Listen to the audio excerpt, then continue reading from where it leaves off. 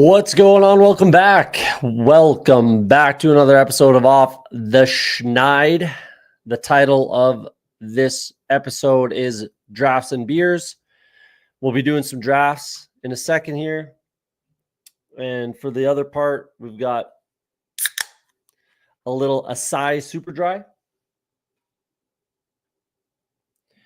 It's really underrated. Really underrated. It's usually pretty pricey. Japanese lager. I think it's really fantastic. So there we go. Let's get into it. A little bit in the chat. Green Bean, what's happening? Thanks for coming in. That's what we're here for. That's right. We're going to get into some of these other comments from Steven in 1 second here. First thing I want to do is give myself, a little bouquet of flowers. Not on stream, not on stream, but absolutely partake. But pat myself on the back, a little bit of flowers for the kid. I think I deserve it. So let's take a look at last night's show, last night's episode, right? Let's just play it. Gino doesn't sound like he's happy either. He wants a longer deal. Let me know if you can hear it. Maybe he definitely wants, more security after this season, which is fair. I can understand, but I can also understand the Seahawks not wanting to give that to him. So it's a damn it. Spot. Well, go check my Twitter, I guess. That's about all I got. That's kind of annoying. You can't hear it, eh? Frustrating. Well, what it is if you're here last night, you know what we were talking about. Called the Geno Smith trade. So we're talking about it last night. Geno Smith to the Raiders, right? Mr. Mufasa, you heard it? Who Ames? You just sewer me? You're on mute or what? Let's play it again then. Gino doesn't sound like he's happy either. He wants a longer deal, wants a bit of a raise, maybe. They definitely. Oh my God. It's not working. It's annoying. It's pissed me off. It's not working. But either way, we called the Geno Smith trade. That's all that matters. Called the Geno Smith trade. Also threw in the Sam Darnold bit about that. So that's literally what we talked about last night. Was Geno Smith to the Raiders, and then Darnold to the Seahawks. So yeah, we called that one. That was cool. That's nice. That's nice. Nailed it. I'm happy about that one. So a couple other comments in there up at the top here. Good day, OTS 10. Geno to the Raiders. Yeah, we called that. Talked about it last night on the show. Nailed it. And Darnold. Threw in the Darnold nugget there too. So we got both those right. Sounds like they want to sign Darnold, the Seahawks, right? So we kind of nailed that. That's awesome. Youngest 72-year-old coach, Pete Carroll, 3rd round. That's a little aggressive. I think a 3rd is aggressive. And then, I talked about last night, Sam Darnold, I think to Seattle, I think makes a lot of sense. The other small possibility, but I would rather Darnold again, because of check the Twitter, just go on my Twitter. I clipped the bit that we're talking about there. But Aaron Rodgers is somewhat on the table with the John Schneider connection, John Schneider connection. But I think Sam Darnold makes more sense personally. Where does DK go? I thought maybe DK would go to Vegas with this trade, but it sounds like they were trying to say Geno Smith and DK Metcalf for Max Crosby allegedly, and obviously Vegas was like, not a goddamn chance in the world. So then that's how they got to the Geno. Obviously they were, wanting Geno. So that made a lot of sense. Yeah. So who knows where DK, I'm not sure what's going on with the DK. Again, this is what we talked about last night on last night's episode. I'm not really sure with DK. He was on the block, then he's off the block. Coach is saying they need to give him the ball. He needs to be on the team, blah, blah, blah. And then all of a sudden he requests a trade. So it's just all kinds of madness in Seattle. To be honest, it would make sense for him to go to the Raiders as well. But with that 3rd round pick now gone, that's a little too much, if you ask me, for Geno. But if you would have gone like a 3rd round pick and like Trey Tucker, I guess, or something like that, for DK and Geno. I don't know, but I'm not really sure with DK now. It's kind of weird. It's a weird one. Kirk to the Texans, Ingram released, making it strange, interesting. Yeah. So again, if you watch the show a lot, I kind of alluded to all of these things. I called the Ingram being released. I didn't think it would actually happen with Kirk. I thought a trade was more likely, which has ended up what happened. But again, go check out episode 6. There's all of this stuff is in there. It's all on record. I'm not just blowing smoke. I did say all of these things. Yeah, buddy. Get it. Couldn't hear it. Mufasa heard it. Late to the party. That's all right. Candyman, what's happening? Appreciate that. Yeah, he wanted more security. Like, I don't think he wanted more money necessarily. I don't think that was the problem. I think the money was fine, if I'm being honest. I think it was obviously, just the security. Like he wanted more years, more security on his deal. I think the money's fine. And like we talked about last night, that's no longer Seattle's problem. So what I would do, again, let's keep going. Let's keep going on this. So what I would do if I'm now the Raiders, I give him essentially 2-year deal, probably 3 years total, kick some of the money down the road, right? Give him a 2/3 year deal, 3-year deal / you can get out of it in 2, right? To Geno Smith, draft Shedeur Sanders at 6 overall, if I'm the Raiders, right? And then for the Seahawks, just go give that 3-year deal that they could have or didn't want to give to Geno, obviously, give that similar deal, 3 years, basically more or less exactly what the Raiders signed Geno to. Give that same deal to Sam Darnold that you can get out of in 2. They can figure it out. Darnold might be their future, right? With Seattle. So he's good there potentially. Geno's not the future in Vegas. And like I've said time and time again, Shedeur Sanders is not even close to being ready to starting in the NFL.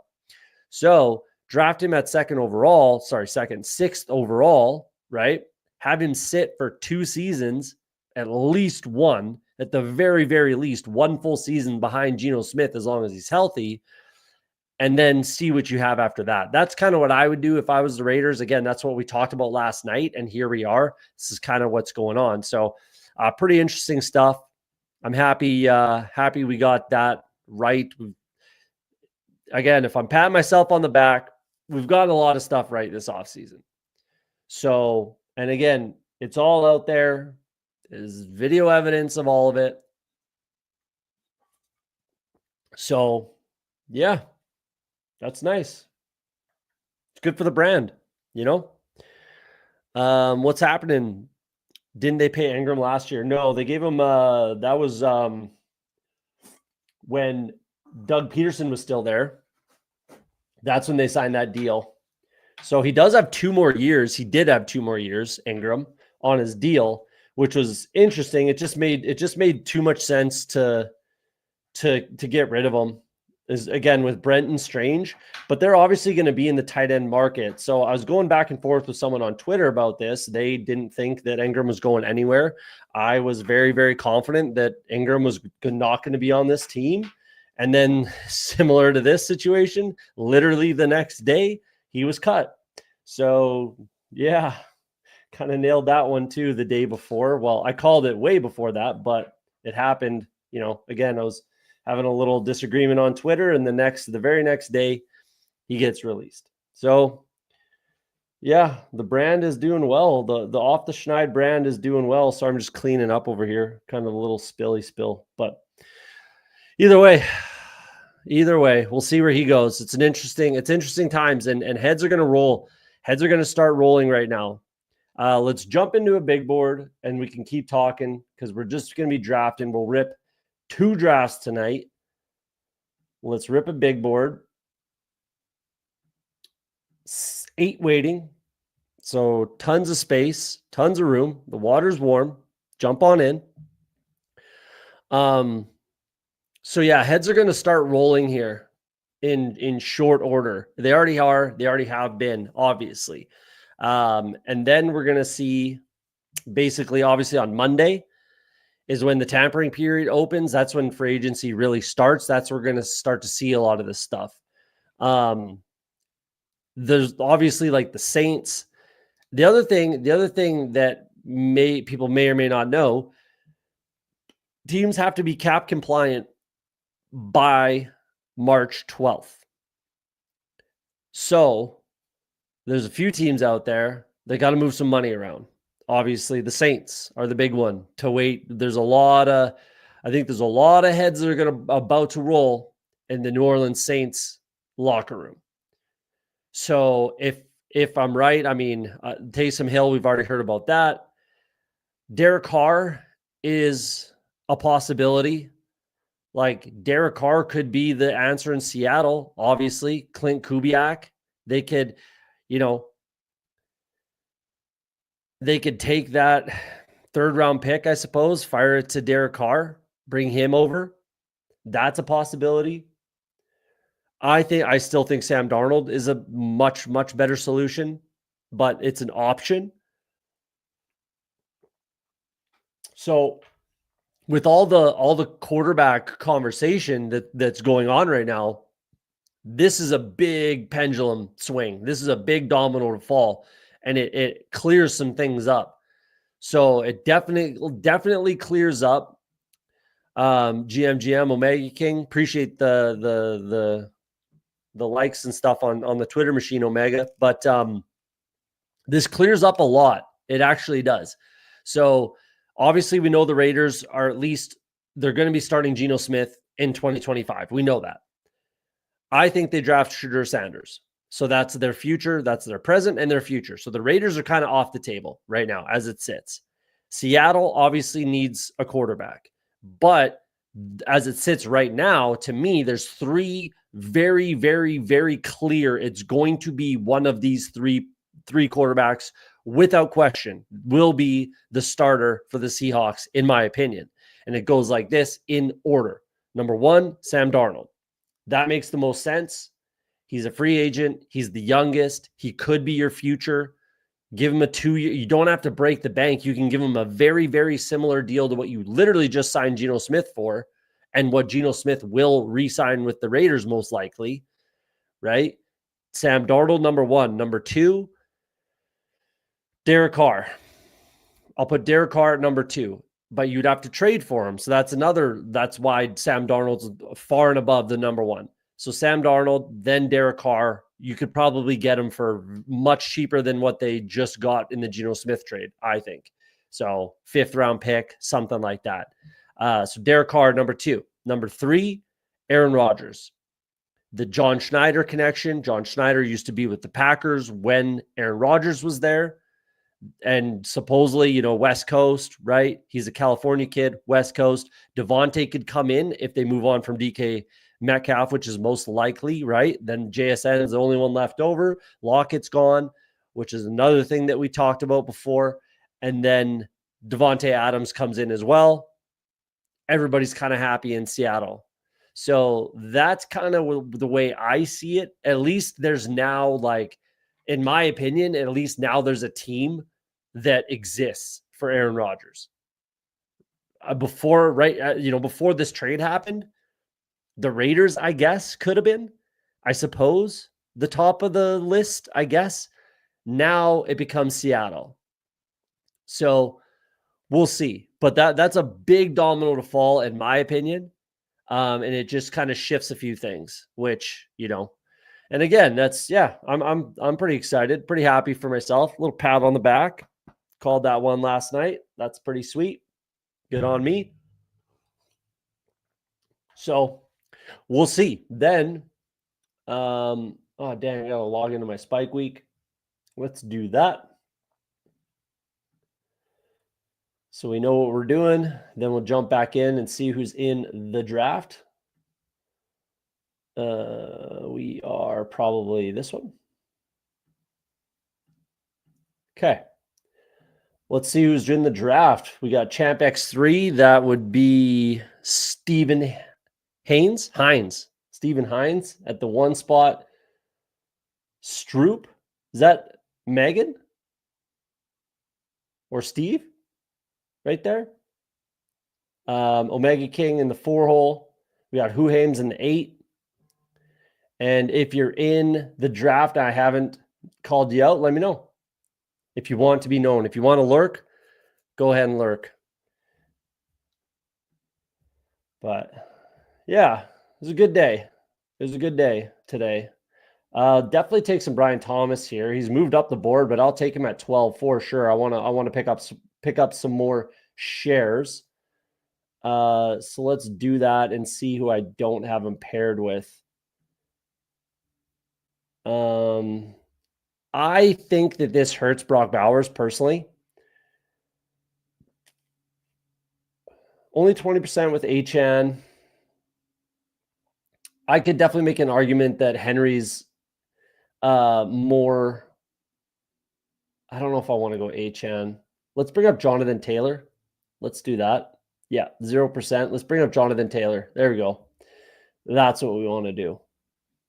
I want to make sure I do that too. Right now that's something I'm really focusing on is if I take one player kind of at ADP when I'm at the turn like this, then I want to bring someone else up. I'm going to have enough of these exposures. I guess I could have taken Christian McCaffrey there. That I could have definitely done.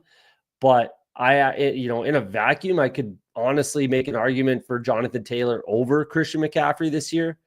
But either way, I want that exposure, Brian Thomas with Jonathan Taylor. So we'll see where it goes from there, kind of thing. Steve Champ. I'm talking about the 3 spot.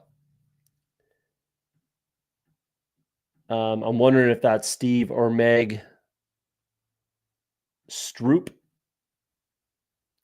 I'm kind of guessing it has to be one of them, but Bowers did pretty good with way worse QBs. I personally think he's overpriced regardless. Yeah, I do. I think he's overpriced. I do think he's overpriced.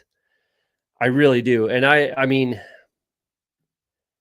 the big difference, like, yes, he did better with worse quarterbacks. That's true. And again, in a vacuum, but that's really not the conversation anymore. So I'm 3% Bowers, 3% overall, 3% in this tournament. That's really not the conversation anymore. The conversation is, will he do similar things or the same sorts of things in a completely different offense with a completely different quarterback, with a completely different head coach, right? So everything has changed for the Raiders. Literally everything. So I don't think the conversation is he did better with a worse quarterback. I think the conversation should be, can he do the same thing in this offense? And if I'm being honest, I think the answer is no. So I'm going to be pretty low on Brock Bowers at this ADP. I already am. And unless he falls to closer to the 2-3 turn, I'm going to have a hard time clicking Brock Bowers personally. But that's just me. I like the JT pull-up, same division, also gets rare combo. Absolutely, that's what I'm going for. So, yeah, that's what I was just saying. If I'm on the turn now, if I'm in the 12 spot, if I take one player at ADP, then I'm bringing someone else up. Or I'll bring 2 players up where I want to get unique, because I don't think there's going to be too much movement at the end of the draft. I don't think there's going to be too much movement regardless between now and the NFL draft, unless there's some sort of freak injury that pops up. which I highly doubt that happens. So I don't think there's going to be too much movement. So yeah, I'm going to be focused on getting unique, evening out my exposures, and getting good, unique matchups, unique pairings. I don't have Brian Thomas with Jonathan Taylor personally, and a lot of people probably don't. Mind you, it does kind of make sense if you're taking, Brian Thomas at the 10 spot and then JT at 15. I'm sure there's a lot of, duplicate combinations of that, but it allows me to get unique somewhere down the line, I think. So yeah, that's kind of what I'm doing and focusing on right now. Where are we going to go from here? And I do like the division stack for sure. That does help and make a lot of sense. Chase Brown. Usually Josh Allen goes before Lamar, and Lamar has been kind of falling. Drake London, Brock Bowers. Well, I'll take Josh Allen.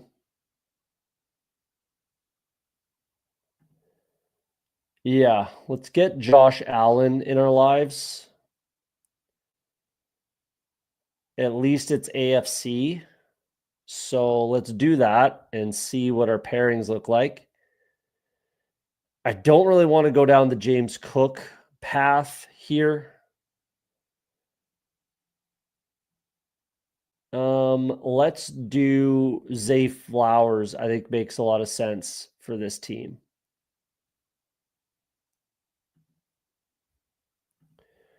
Yeah, definitely want to get unique with this. Yeah, I like it. He's not returning that ADP. That's all I know. Yeah, I agree, man. I definitely agree with you there. I don't think that ADP makes a lot of sense. I really don't. I mean, a lot of people are saying like, if he was a wide receiver, then he's a value, but he's not a wide receiver. Like he's not, right? So honestly, in Chip Kelly's offense, like the wide receivers are the ones that eat. And especially types like I think Trey Tucker is a really decent click this year, unless they bring, I don't know, someone else in the draft that's very similar that would be better. But I mean, 2 years of experience for Trey Tucker. I mean, yes, he's going to have to, adjust to a new offense, but I think Trey Tucker is a pretty decent click right now. I think I have like 8 to 10%, but I think I'll get that up to like the 15 mark potentially. We'll see where it lands, but I do agree with this. I think it'll be really difficult. I'll say that. I think it'll be really, really difficult for him to pay off that ADP. I really do. Champ X3. Yeah, I know. Big Zay fan. Me too, man. I think he's getting overlooked in this range. I really do. Like back in my day, when I was a young buck, third-year wide receivers were like highly coveted. That was when receivers figured it out, was their third year. So with these 2 seasons of production for Zay Flowers, he fell down in touchdowns, went from 6 to 4 in his sophomore season, but bunch more yards, couple less catches, whatever, more targets, more yards. Similar rushing production, just didn't have the touchdown, had more fantasy points. So, again, back in the day, 30-year wide receivers used to be highly, highly coveted. So, yeah, I don't know why people aren't higher on Zay. He just kind of he's the forgotten kind of man with, Xavier Worthy obviously is the kind of darling in this area at the 3-4 turn, right? At the end of the 3-4 turn. It's definitely like Xavier Worthy, and then you can do the Devontae Smith with Jalen Hurts thing sometimes. Jamison Williams sometimes goes with the Amon-Ra drafter, right? Like things like that. But yeah, I think Zay Flowers is kind of being overlooked a little bit right now personally. So I'm trying to get as many shares as I can, like I'm trying to mix it up with both, but I want to make sure I get enough Zay Flowers without Lamar Jackson, because you can also do obviously the Lamar Jackson Zay Flowers thing, right? So I want to make sure I get enough Zay without Lamar Jackson. I also want to make sure I get enough Zay with Lamar Jackson, right? So I'm trying to mix that up, and get even with both kind of sides of that coin. So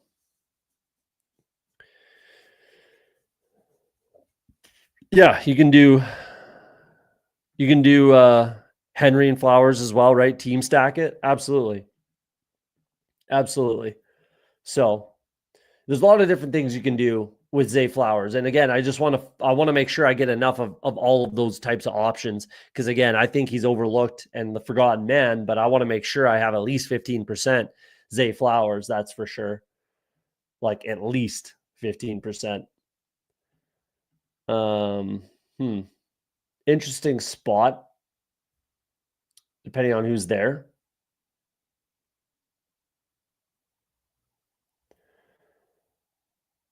Depending on who's there, this is an interesting spot.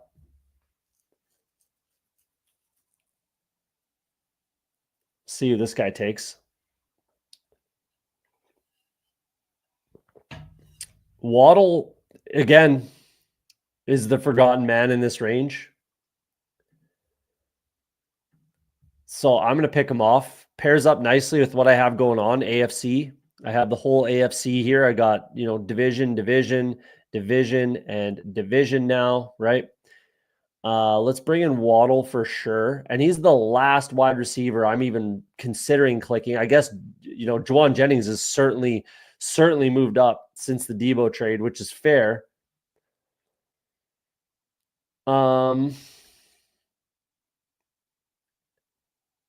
I mean, Trevion Henderson's my guy, and I kind of want to bring him in here, but I'm going to bring up Judkins. Like, Juwan Jennings is actually probably the correct click here, if I'm being honest, but I'm going to bring up Judkins and just kind of keep trying to stay unique with this and take some value and pull up a couple guys here and there. I want to get a little bit unique with this lineup, and I think I'm doing that. So, Disbanded, appreciate you. The 9 spot appreciates my Zay take. Yeah, no doubt, eh? He's stoked about it. Yeah, honestly, it was Jameson or Zay, but I wanted to keep going with this AFC stack. So, yeah, he's probably pretty stoked about it. Tight end is just bad structure in best ball. Tight ends are always most mispriced position. I think some years they are, some years they aren't. Like I think it's kind of on again, off again, really. And I think this is a year where I'm going to be off. I'm going to be off the elite tight ends. Trey McBride, I will be, as long, like, depending on where his ADP sits at and settles at. 28 right now. I have 9% and 10% overall. Obviously, he was pulled up here, which is fine. I'm perfectly fine with that. It's a nice for I think that's Meg. I could be wrong, but this is a nice looking squad. Meg, if you're in the chat, make yourself known. But this is a nice looking start. Obviously, a huge drop for Jalen Hurts. Good value there. But if he's going, in the middle of the third or middle to end of the third, I'll take some Trey McBride. I'm pretty out on Brock Bowers' price. George Kittle's fine there, but yeah, I'm gonna be, and I don't even think elite tight end is a thing. Oh yeah, it's Shoop, not Stroop. It's Shoop, not Stroop. So I don't know who that is. Never mind. But either way, I don't think elite tight end is a thing even this year, right? In years past, it used to be Travis Kelce, Mark Andrews, whatever. And then Trey McBride last year, even Kelce last year, right? Things like that. And there was this whole elite tight end narrative. But we have 2 tight ends going in the first 4 rounds. and I'm barely in on one at kind of ADP, which is right around, middle of the third round. I will click McBride. I'm not really in on Bowers. And then are we considering George Kittle elite tight end? I wouldn't, in the fifth round. And then after that, what, seventh round, right? So I don't think there is an elite tight end strategy this year. I really don't. So what I'm doing with tight end more often than not is pushing it to the end of the draft because, you can get Cade Otton, Pat Fryermuth, Cole Kmet, right? All these guys at the end of drafts. I like Jatavian Sanders. I think Gesicki's a good click if he goes back to the Bengals. There's all these guys. There's a bunch of rookies that we can like. Jake Ferguson's going later. Kyle Pitts is there even, right? Kincaid. Like, there's really no reason to pick tight end early, I don't think, unless it makes sense for what you're building. But I don't know. That's kind of just where I'm sitting at with it. Could I be wrong? Absolutely. I was really hoping that Shakir would fall to me there, but not shocking. So I'm going to click Tony Pollard, I guess. Kind of panic picking here.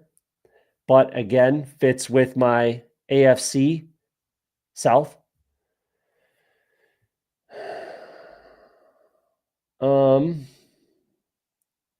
I haven't really clicked TJ Hawkinson, but this is somewhere it would make some sense.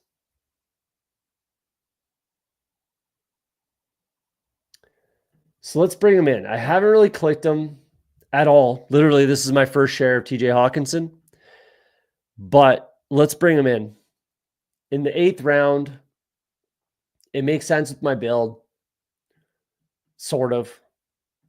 I mean, no one else makes sense. I guess I could have went Jalen Warren if I wanted to stick with the AFC stuff, and it does kind of, AFC North with Baltimore, but couple picks of ADP value. Let's get a little bit of Hawkinson. I really shouldn't be just complete fading him. It doesn't make sense to, really.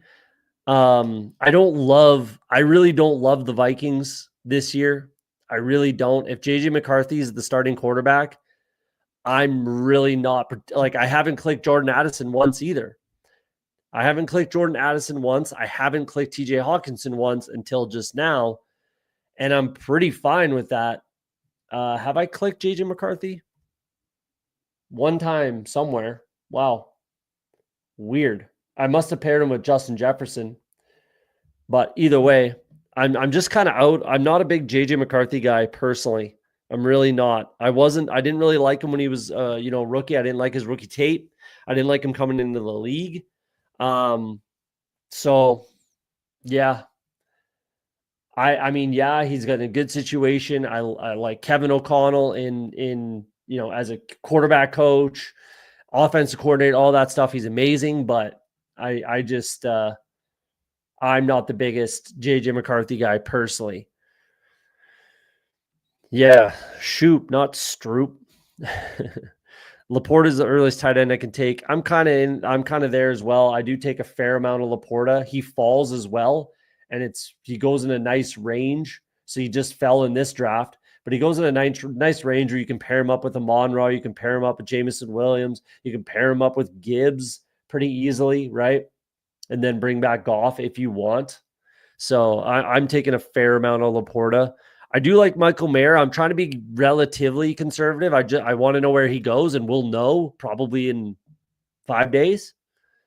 We'll probably know where he goes. So maybe a little longer because he would be a trade option, obviously. But, if someone's interested in him, then I'm sure they're going to want to get something done sooner than later. Obviously, you want him part of your offseason program. So I do like Michael Mayer too, and I am clicking him, but I want to stick to right around 8%. I don't want to get crazy, but I definitely want some exposure now before he can go somewhere where he definitely, his value explodes. Addison is supposed to get suspended. I'm waiting for his dip. Is he? I didn't even know that. What's he getting suspended for this time? I doubt that suspension is announced during this time box. Could be right. What's he getting susspeed for this time? Addison. The dude's a loose cannon, man. How many suspensions is that for him now? Is this his third? It's at least his second, obviously. But is this his third? Man. Keep your nose clean, man. Getting in trouble. It's not very good. Najee goes.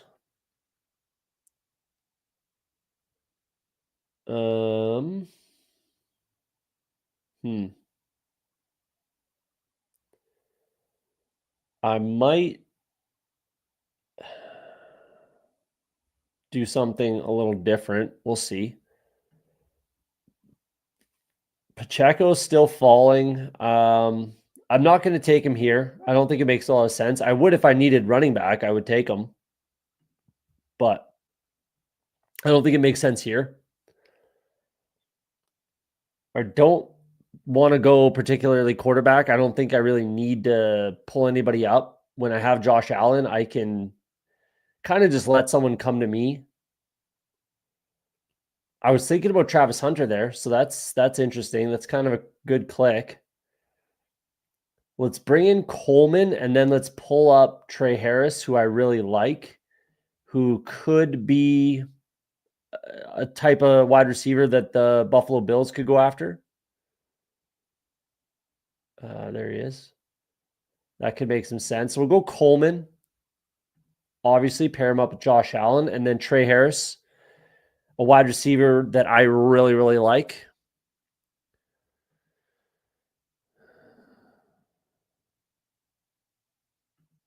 For the stuff last year, it never came up. Huh. Jeez. Really? I thought he got suspended for that already. Did he do it twice?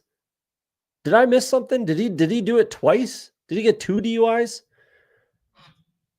Because he got suspended already, did he not? Am I just out to lunch? Did he not get suspended already? I'm pretty sure he did for a DUI. Probably 2 or 3 games. He was hurt last year. Am I just out to lunch and he never got suspended? NFL mostly doesn't do suspensions in season. That was the thing was being dealt with, so they didn't do anything. Yeah, no, I definitely know that. Obviously, the Rice situation, same thing. He's definitely going to be suspended for, I think a long time. I think he's going to, little deviation from the Jordan Addison thing, but I thought Addison was suspended already, and maybe this is the second time. I'm not sure, but either way, to the Rashee Rice thing, if I'm the NFL, I'm going to make an example out of Rashee Rice. I really am. That was crazy. I'm sure we all saw the video, right? And all the rumors about the things that were in the vehicle, right? No, I know JMO had the thing. Maybe I'm just out to lunch. Maybe I thought he got suspended for it already, the DUI thing. Maybe that's what it is, but I guess not. But yeah, the whatever was in the vehicle conversation with Rashee Rice. And then like week later or 2 weeks later, he smacked some reporter in a nightclub. Not a good look, and especially just with the video and how many people got hurt and how like nobody died somehow. Anyone that watched that video, like if you watch that Rashee Rice video, explain to me how someone didn't die. That's crazy. That was nuts.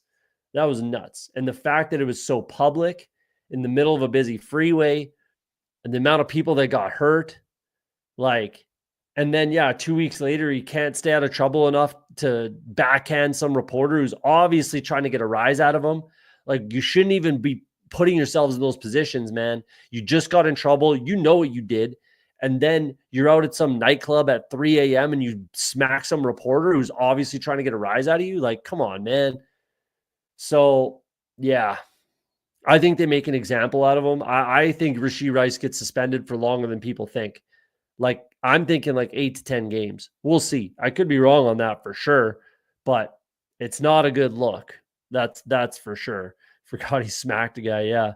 I felt like Andrew Addison was suspended because he missed the first couple of games with injury, I believe. Yeah, interesting. Okay. I thought he got suspied already, but either way. Either way.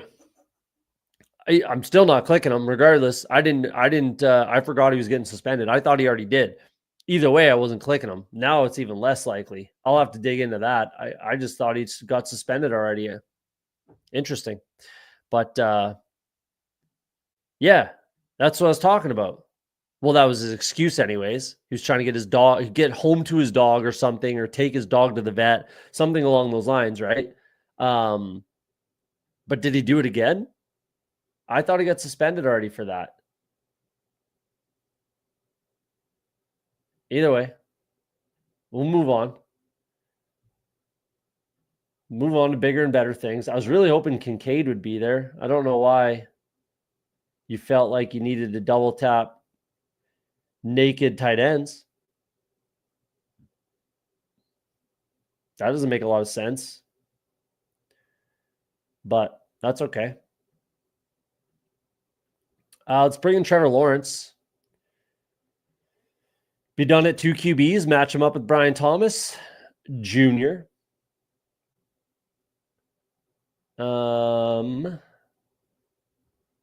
Bring in Trevor Lawrence. I'll be done at 2.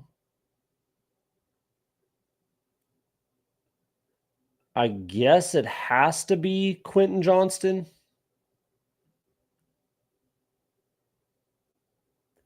Do I want to do that with the DK Metcalf possibility? Do I really think DK Metcalf goes there? It's not out of the realm of possibility, that's for sure. Let's bring up Trey Benson,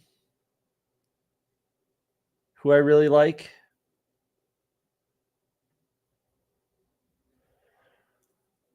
Yeah. I don't think I need to get more invested in Quentin Johnston for sure until we get some clarity on this DK Metcalf situation. Because I do think the Chargers are on the table. I'm not sure that happens. I really don't particularly think that does happen, but it is on the table. So I can't disregard it completely. That's for sure. His last season, he fell asleep at a light drunk. That's what it was. But wasn't it? It wasn't at a light. Was it? Yeah. Yeah, it was like in the middle of the road somewhere, right? But, oh man, I remember that one now. What's his name? Drew something on Twitter, who's a lawyer. He does all the like lawyer stuff, talking about when these NFL players do stuff like this. And because he ate gummies, that's what it was. It was edibles, wasn't it? He ate some edibles and he was banged up. And then he just like stopped and just anyone that's eaten a lot of edibles, you can understand why he did it, but doesn't make it okay that he was out driving. And I think that's what what's his last name? Drew something. Yeah. I think that's what it was. He ate a bunch of edibles, allegedly, right? I could be wrong on that too, but man, that seems like such a long time ago now. That's why I thought the drinking thing he got suspended for already, and then he did that. So yeah, like that's why I said this time, because he's made so many mistakes already that like maybe they did. I don't know.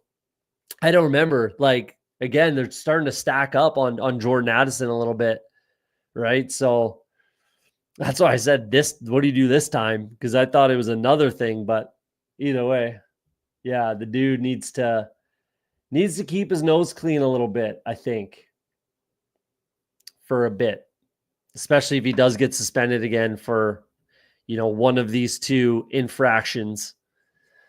But that's funny. That's interesting.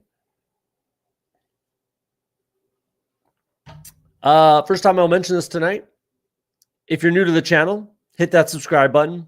You see the ticker down there, 446 of the 500 to the subscriber goal. If we get 500 before the NFL draft, we'll do a 12-hour live stream, which would be really fun.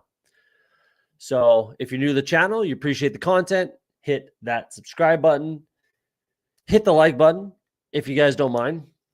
I'm going to do 2 drafts. I'm not holding you to a like goal tonight, but I appreciate if you hit that like button. So we've been streaming every other day, every day. Just streamed yesterday. Getting lots of content and much more to come. I don't do anything during the season. So that's how I kind of save up for all this. I don't do anything in season. I get way too busy with my real life.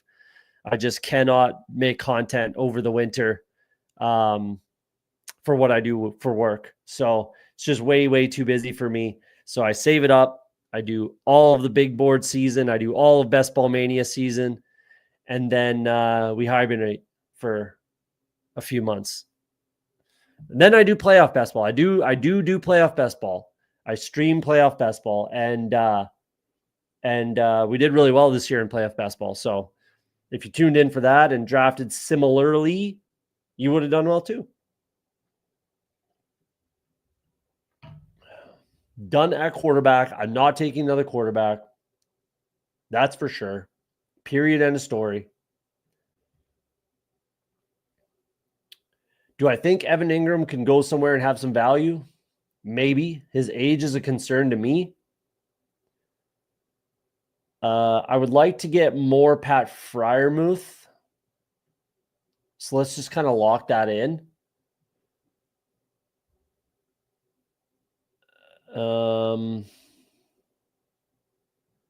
Let's get Pat Freiermuth, and then let's go Jaden Higgins.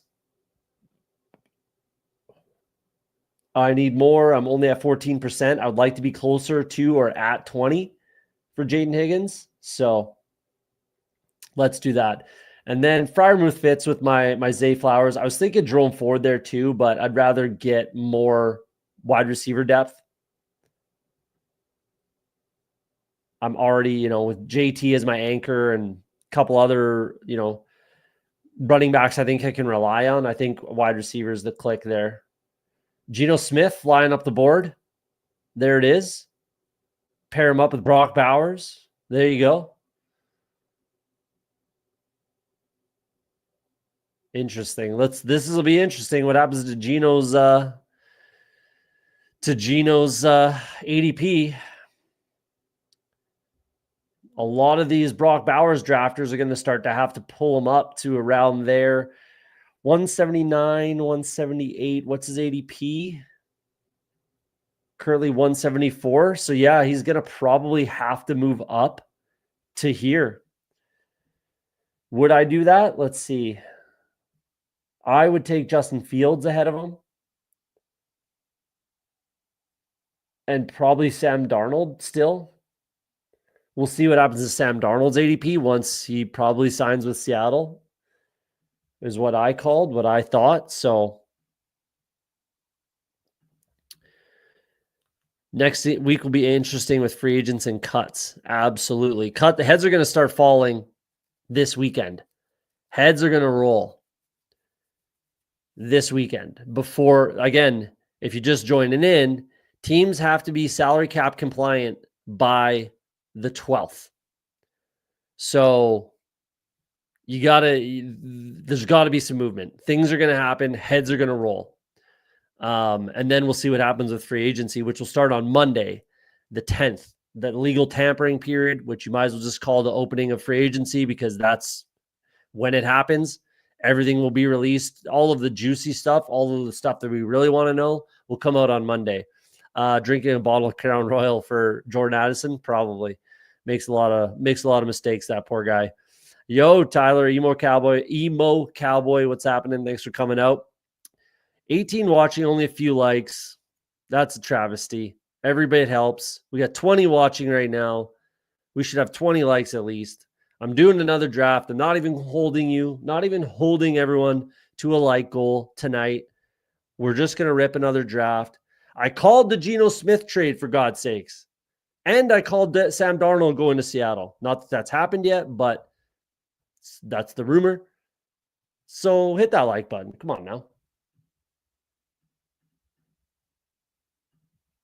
We're celebrating hitting or calling Also called Evan Ingram, also called Devontae Adams, also called Aaron Rodgers, also called kind of Christian Kirk. We at least mentioned it. We at least mentioned it.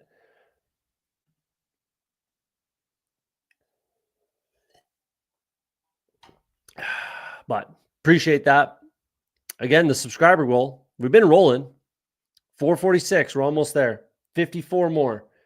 54 more, and we'll rip a 12-hour live stream, which would be a really good time, I think.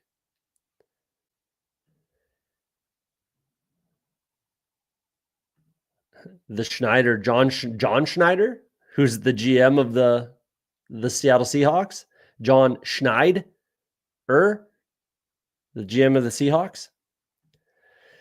Yes, this is the interesting one. Again, like that's what when last night's show, when we're talking about, that's what kind of led us down to the what I thought would happen or what I thought could or should happen with the whole Geno Smith thing. So let's make these picks, and then we'll dig into this a little bit.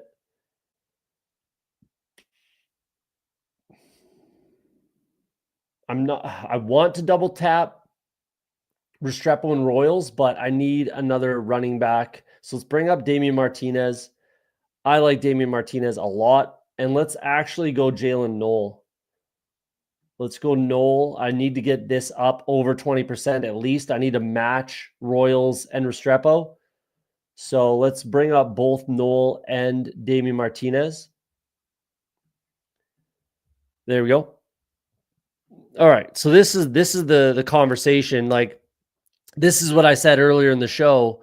I think that's what would have made more sense. Like, the package was allegedly Geno Smith and DK Metcalf for Max Crosby.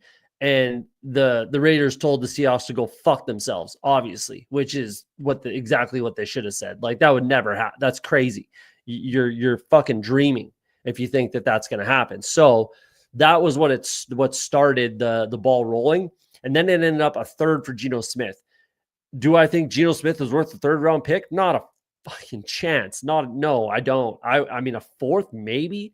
Honestly, like a fifth is what I would have traded for Geno Smith personally. But it would have made a lot of sense to get DK involved with that as well. The only issue then becomes for the Raiders, they're going to have to do a deal with Geno. They're going to have to extend him for at least this season and next with some guaranteed money. And then, like, honestly, it'll probably be a very similar deal to what he signed a couple years ago with Seattle when he got that raise, right? It's very similar to the deal that I think Sam Darnold's going to get. A 3-year deal that's really a 2-year deal, 2.5-year deal. And you could really, if you had to, get out after one, but you'd be comfortable with 2 seasons. And then 3, he's absolutely gone in the third. That's kind of what I think Geno signs. That's what I think Sam Darnold signs. So they're going to be very, very similar in my opinion. So then you also got to do a deal with DK, right? They just paid all the money for Max Crosby, which he's worth every penny of it. Don't get me wrong. But I just don't know if they want to do 2 deals. I think you probably could. I think they probably could make it work, especially because Geno, I don't think, is necessarily looking for a raise. I think he's just looking for more security, which is fair. So that's kind of what I think happens with this whole situation. So I don't like the DK. I don't really know now. Again, he went from he's on the block.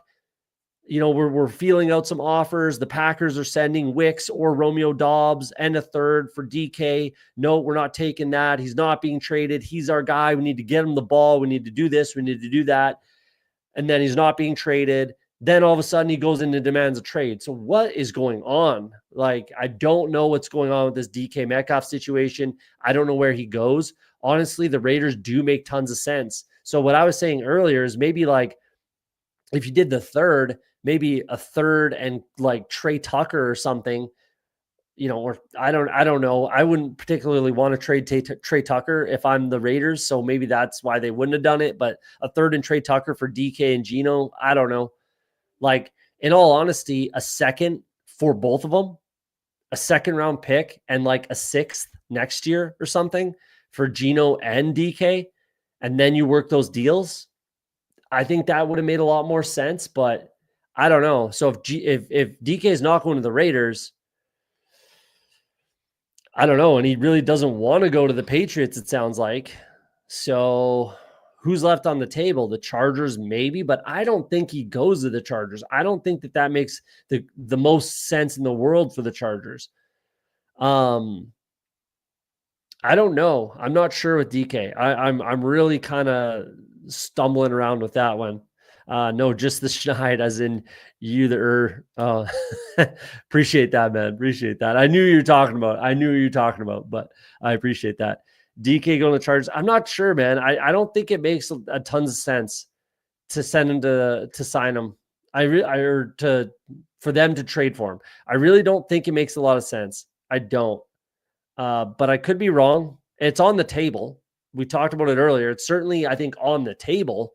It's a possibility, but I just don't think it makes sense for the Chargers. Could I be wrong? Of course, obviously. Man, why you got to pull up Brenton Strange on me and just steal him? Why you got to do that? Why you got to be that guy? What are we going to do then? We'll figure out tight end. Not too worried about that. We're in a good spot at tight end. Running backs. We'll sort that out. I'm not going Gabe Davis, if that's what you're thinking. Always at this stage of the draft, I'm going Kyle Williams. So let's do that. Let's bring in Kyle Williams. And probably... No, I'll just bring him in here. Parker Washington comes in. So I'm okay that you took Brenton Strange, even though I wanted him. Let's take Parker Washington. Done at wide receiver. So one more running back, one more tight end, and then we'll wrap this one up. Let's take another peek at the chat. Do I think Genty goes to the Raiders? I think the Raiders pick Shedeur Sanders. I've been thinking that kind of the whole time. I'm probably going to put it in my spreadsheet now. Now I think it makes even more sense if they bring in Geno. I've said it all a lot. Shedeur Sanders is not even close to being ready to start in the NFL. So draft Shedeur Sanders, have him sit for minimum 1 season, honestly 2. And then learns, figures it out, gets practice, whatever. Geno Smith moves on. Shedeur Sanders is your starter. Wonderful. That's what I think they probably should do at 6. But we'll see. Raiders still have a 3rd left. Yeah, they traded the one they got from I can't remember. The Packers? I can't remember who they got that 3rd from. But yeah, they still have a 3rd. They had 2.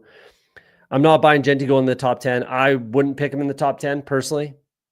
So I don't know if he will or not, but if I was running an NFL franchise, I would not be picking Genty top 10 personally. I'm not saying he doesn't go in the 1st round, but I wouldn't take Genty in the top 10. What's DK looking for? Yes. Yeah, that's what he's looking for. And I agree. I think that's a little bit too much. I think, again, this is another thing we talked about in last night's show when we were going down this path.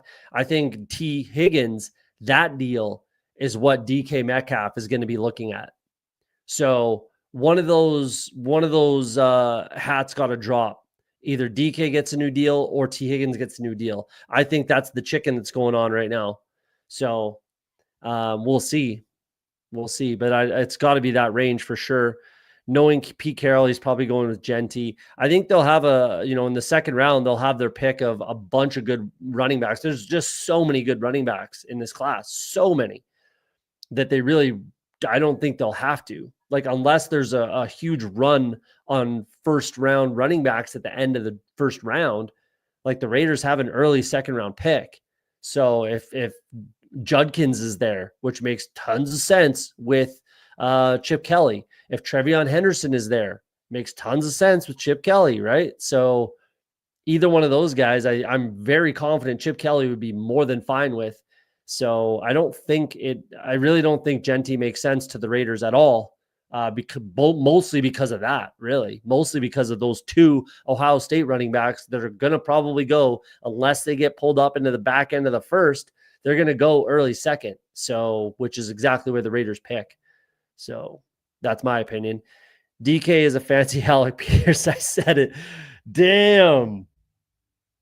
That's a take. I don't think I can completely disagree with you, man. I can't completely disagree with you. Like, he's Alec Pierce with lipstick on, eh? Is what you're saying? I'm uncomfortable. I'm squeamish in my chair right now, but I can't say you're wrong. I really can't say like that's a crazy take.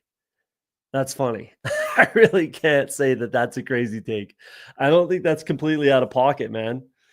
I really don't. That's good. That's good. A lot of DK and Geno haters in chat. The slander's unfounded. I like DK a lot. A lot, a lot, a lot. The dude is an absolute freak. But the reality is, like, the juice hasn't been worth the squeeze, man. The dude is a fucking liability, too, on the field. So if you don't have someone to rein him in, like Pete Carroll has done in the past, like, the dude is a loose cannon, man. He's kind of all over the place. So, you know, I like Geno's better than most, right? Like Geno is better than most, and he can absolutely get the job done. I'm fine with Geno. I like Geno. He's an NFL quarterback. He's a starting NFL quarterback in an age where there is not enough. So since Brenton Strange went, let's bring in Michael Mayer. I think makes sense in this build. Actually, a rookie does too. So let's go with Mason Taylor. A rookie makes more sense. With Hawkinson and Freiermuth, let's bring in Mason Taylor. Last pick, running back. Not exactly the range that I like. Did Jarquez go? He did. Damn. Who Hames? Let's do Taj Brooks then. Let's bring in Taj Brooks. Who Hames sniping my Jarquez.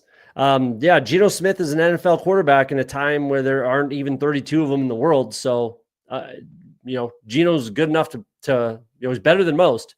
He's a middle of the pack, 12 to 18 ranked overall type of quarterback. And I love DK. It's just, man, like he's a liability a little bit. The QB prospects are better next year, way better. It's a horrible draft year in my opinion, and next year is going to be pretty nice. DK is nice. He has questionable hands, not out of pocket. I can see that happening too in the second. Yeah, that's my opinion of the Raiders. Alec Pierce in a Superman costume, maybe. Yeah. Honestly, that's not a bad take by Who Hames there. It's not like the worst take.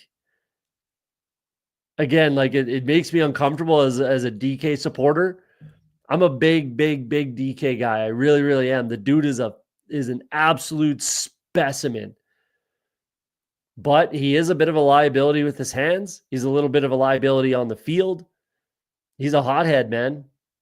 So, yeah, DK catching strays in a fantasy best ball live chat might be the safest place to say such things. This is the safest space for sure. We're not going to go over the teams. We drafted who we drafted. Who Aim snaps sniped me a couple times. Champ X3X sniped me a couple times. But yeah, Omega King's in there. We're going to just jump into another draft. Let's do it. Another big board. We're doing it right now. Hopefully there's space. Wait on 11. Too much space. Wide open. Wide open. I actually really like DK. Just saying he's a field stretcher for the most part. Yeah, again, that's why I agree. It's not crazy. It's not quite Alec Pierce like 2 years ago, not last year, the year before. He led the league in go routes. And he had like what was it for targets? Let's take a look. He had 65 targets, 32 catches, and led the league in go routes. So he was just out there doing cardio every Sunday, just out there doing cardio. Yeah, just the epitome of a field stretcher. But I think I think Alec Pierce is actually a really good player. I really do. I think he could, considering like look at these numbers, that's pretty impressive. And only 69 targets. He's 150, point fantasy producer. That's pretty efficient. Obviously, he's a deep ball guy, but you got to look at the quarterback room there too, right? Like who knows what Alec Pierce could be in another offense. Like if at the end of this season, when he moves on somewhere else, that'll be very interesting. Him as a free agent, like they're not going to tag him unless he blows up this year, right? If he gets up to like even 1,000 yards, 6 touchdowns, 80 catch, you wouldn't do 80, but 60 catches, 1,000 yards, 6 touchdowns, and they tag him, maybe, but I don't even know if they would, even with that. So he should be a free agent. And then that'll be interesting where he goes. I think he'll be pretty high on a lot of teams, wish list potentially. Mind you, the wide receiver class might be a bunch better next year. I'm not exactly sure how that looks as we sit right now today, March 7th. But I think he'd be pretty highly coveted as a free agent wide receiver. I really do. So we'll see. DK, much better real life player than in fantasy. You're not wrong. He's a much better Madden player. I'll tell you that. He dominates in Madden. But at least he can dominate. You can juice him up pretty good.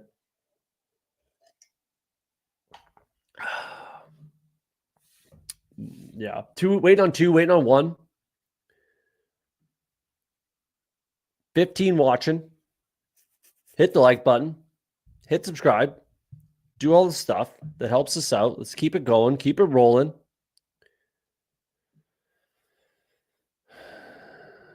Got my old bones up and hit liked. Can't figure it out on my phones. On my phone, yeah. It's easier to do stuff on the computer, on the desktop, but we got Green Bean in this one. Legion 13. Champ X3. If you're in the chat and you're drafting and you want to stay anonymous, then I guess you can do that. In the 10 spot this time. I really need to get my rankings put together. Really need to do that. Anyone who wants to do some meaningless volume drafting, DK has $1.20 max out right now. Nice. That should fail quickly. I really don't like DK at all for DraftKings, I should say, not DK. People might get it confused with the DK Metcalf stuff, but I really don't like the DraftKings Best Ball product. I'm not the only one. I know a lot of people don't. The rooms are just hectic. So I don't draft at all. And for me, there's more than enough action on Underdog. Pretty loyal to Underdog. Yeah, no one likes it. Honestly, even people that drafted a lot don't even like it. Like Felix doesn't mind it because he won, their equivalent to Best Ball Mania. He's the only guy that I ever really see streaming it, which is kind of few and far between, but he's the only one that I see streaming it. So yeah. And anytime I see a DK stream or room, it's always just madness. So I'm not trying to, get into some other stuff. Even I don't even do drafters, although I would probably like, or I'm interested in the format, but I don't even do drafters. Let's go. Okay, let's get some Malik Neighbors. I want to have just enough until we get some clarity on their quarterback situation. Yeah, let's get Neighbors. Technically, I would have Brian Thomas ranked ahead of Neighbors, but yeah, I need to keep my exposure at a reasonable level.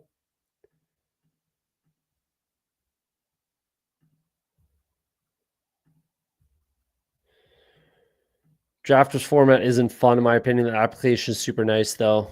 Yeah, I haven't even checked it out. I'd like to I mean, I guess I would like to get into the streets a little bit. I just don't really need it in my life.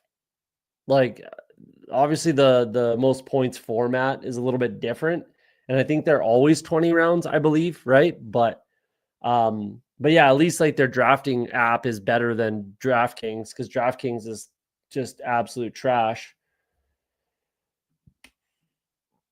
Wow, pulled up Bucky Irving, eh? Interesting.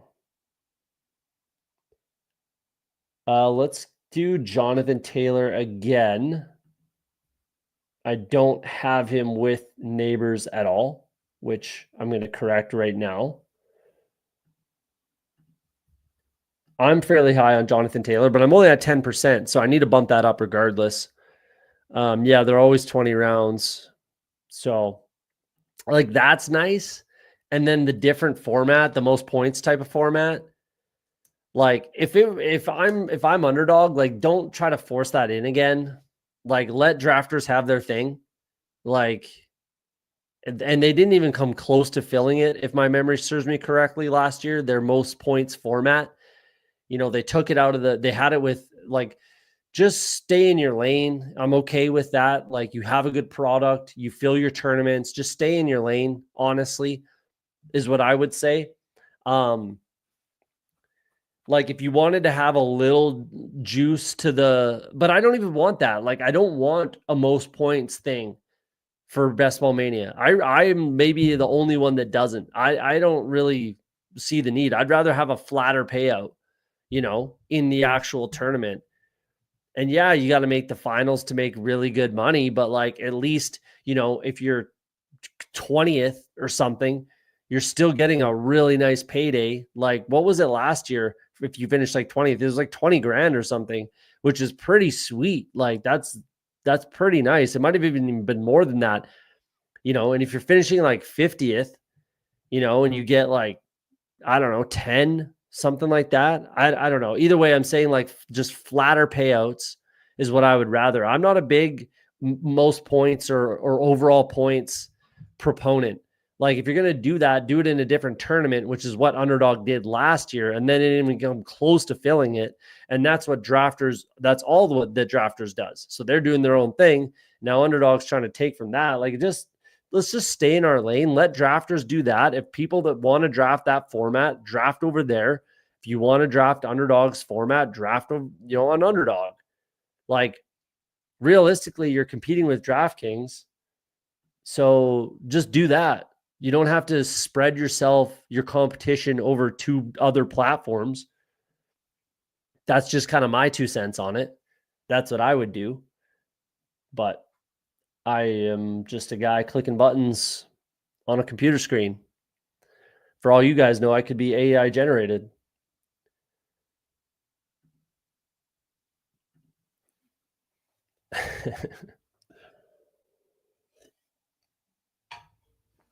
Just a NFL drafting robot. You never know. Probably not too far away. It's probably not too far away. What do we got going on here? There's got to be some craziness because Tyreek fell to 28. That feels nice. Mike Evans gets pulled up. That's interesting. Green Bean getting a little different. Don't mind that. Brings up Puka. I'm not a big Josh Jacobs guy. I like Mike Evans. That's not a crazy bring up, so that's all right. JSN goes 23. I don't mind that click at all. Definitely a little different. Bucky got brought way up. The quarterbacks go. So this is where I would take Trey McBride, and I will.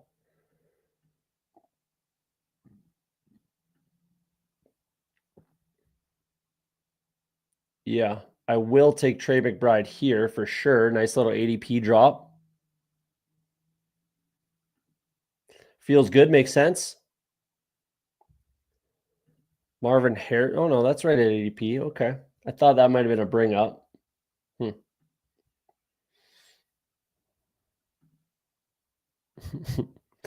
I would potentially believe this. With your period comments?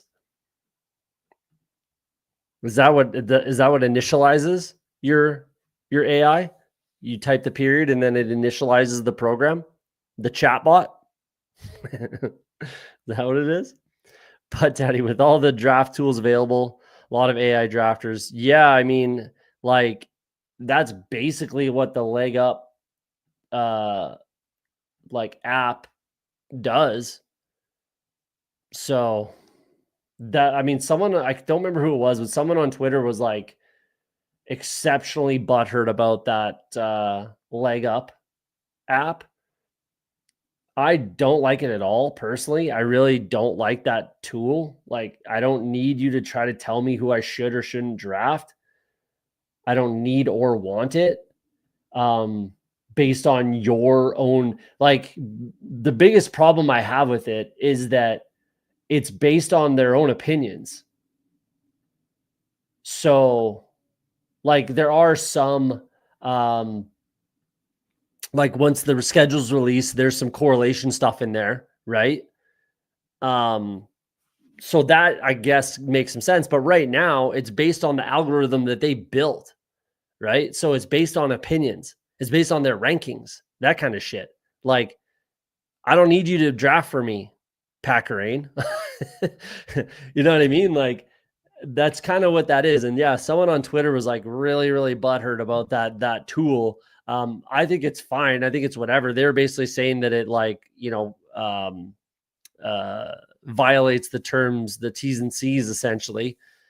But I don't think it does. I'm fine with it. I don't like it, and I would never use it, and I don't want it. So, but that's just me. I mean, I know other people don't like it either. But that's kind of my reasoning why, and why I don't need or want someone else to make my picks. Like, yeah, it's opinion based. So my opinion is different. I hope that's why people come to my channel, because I'm not saying the same shit everyone else is. And that's not just because I want to be different. Like, I just see it different. So I hope that's why people come to my channel. So I'm not going to tell you to draft like I do. Like, I have some pretty firm stances. I have a lot of 0% drafted players. And they're completely off my board.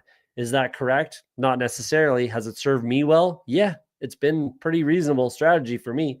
But either way, I just don't need someone else's opinion to tell me how to draft or what to do. So that's my problem with that tool. The board will change after some cuts and free agents. Definitely. That's what's going to change some ADPs, actually. Yeah, I was thinking nothing will really change between now and then. I guess more with rookies. Nothing will really change. But definitely with some free agent landing spots and some surprise cuts, then yeah, definitely ADPs will move. I'm not into the assistant tools myself. Yeah. Yeah. I thought you were an AI robot though. So isn't that what you would be as an assistance tool? But yeah, no, I don't like those either. I'm not a fan. I'm not a fan of the leg up tool, the draft kick or whatever they call it, draft side kick or something like that is what they're called. Is what they call it, but I'm just not a fan of it. I can understand the like desire to build it, I suppose, and the market that craves it, I guess, but it's just really not for me. And I don't think a lot of, you guys or a lot of other drafters, a lot of guys that are, max drafting, things like that. I don't think you're into that sort of a tool either. So, I could be wrong, but I suppose there is a market for it, is what I'll say. I guess there's a market for it. There must be.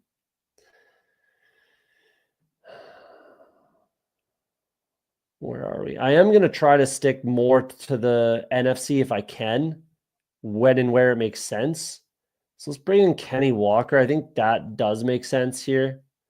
I'd like to be at 30% actually. I'm pretty, especially with this Geno trade. And if DK's gone, I've been very, very high on Kenny Walker, and I'm going to keep pushing that exposure up until it gets uncomfortable, which would be 30 something percent.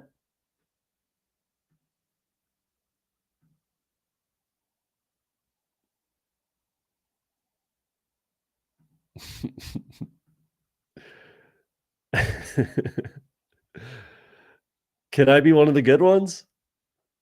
Can I be,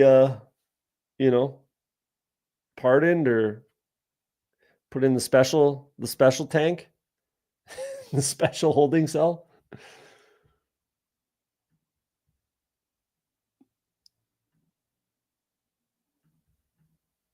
Appreciate that. Again, I'm not doing it just to be different. I'm not just trying to be different. I just see what I see and I make my rankings and then I share it with the world.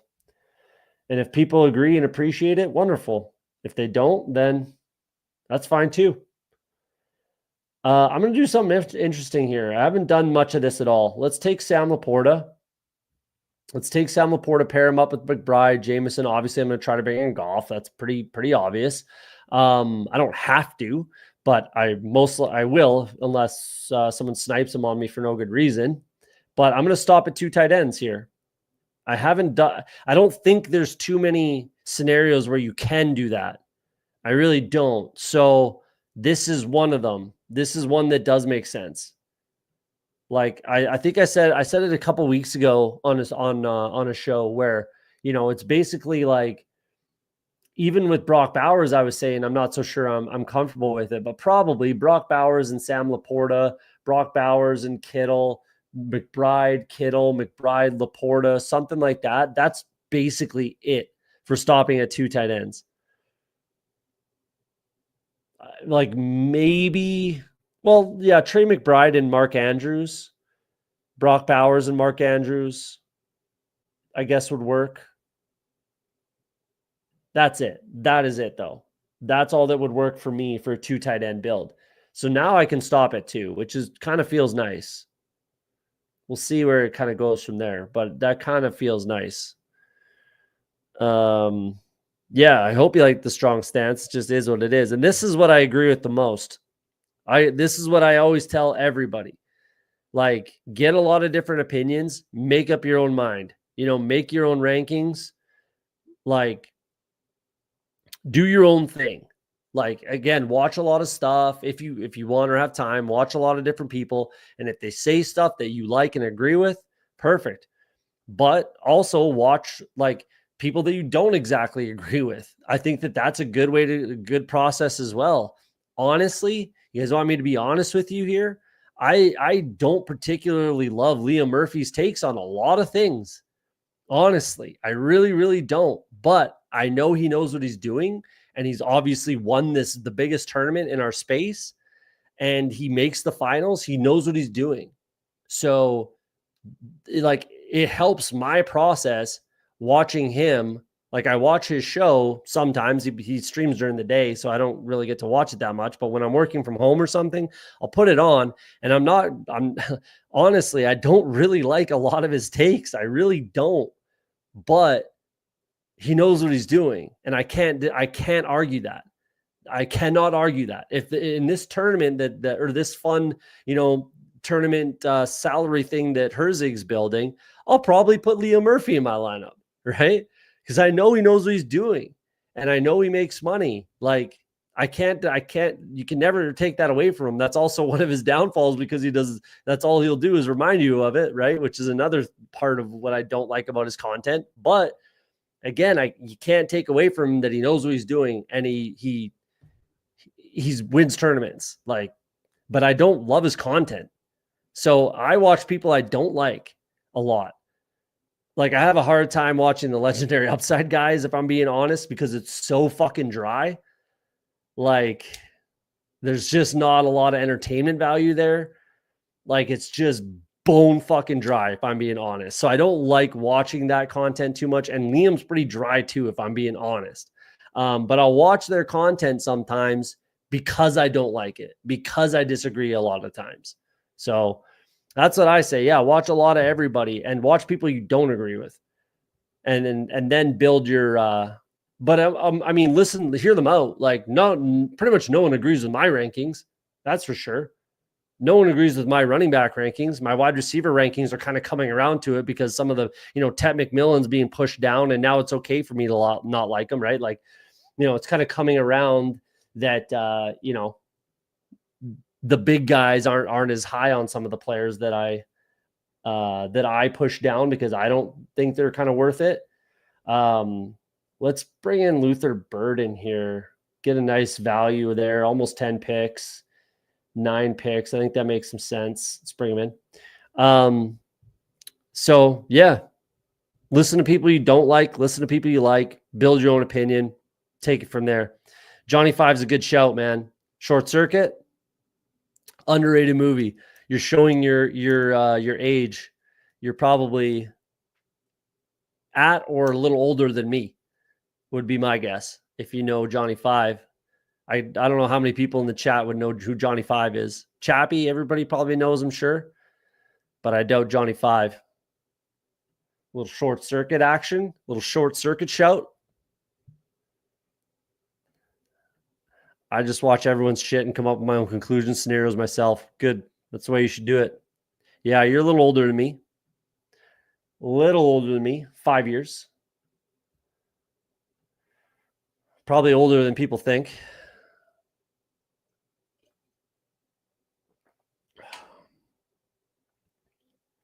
But yeah, I figured you would be. Like I was pretty young when Short Circuit came out.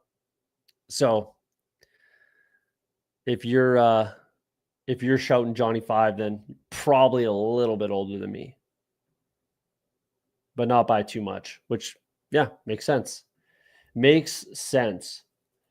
Where are we at here? Jonathan Taylor, Kenny Walker, Malik Neighbors, Jamison Williams, Luther Burden, Trey McBride, and Sam Laporta. Definitely different, which I like a lot. I like the 2 drafts so far tonight, I'll tell you that. Seems like Tyrone Tracy is continuing to fall, which he should be. Like, how is Tyrone Tracy ADP 75 and Aaron Jones is 90? I'm like 1%. I clicked, Tyrone Tracy one time and haven't clicked Aaron Jones at all. But I do think that Tyrone Tracy should be a lot closer to Aaron Jones. That's for sure. Feels pretty weird to pass on Patrick Mahomes here, but for what I'm doing, I have to bring in Jared Goff. I don't think I can get away with pushing him again, considering the Amon-Ra drafter is right beside me and he gets 2 picks before me. So chances are I might not get Goff, but it feels a little weird to take him before Mahomes, even though, points wise, he outscored him. Baker as well.